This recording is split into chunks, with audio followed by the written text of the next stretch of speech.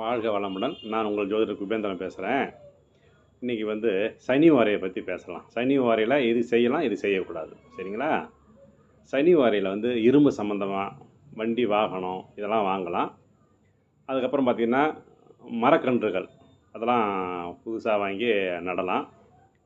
அதுக்கப்புறம் பார்த்திங்கன்னா பரிகார பூஜைகள் அதை செய்யலாம்.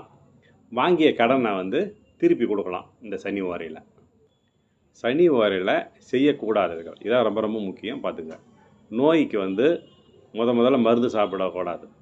அதேமாரி சனி ஓரையில் போய் டாக்டரையும் போய் பார்த்து ஆலோசனை கன்சல்டேஷன் பண்ணக்கூடாது சனி ஓரையில். சரிங்களா?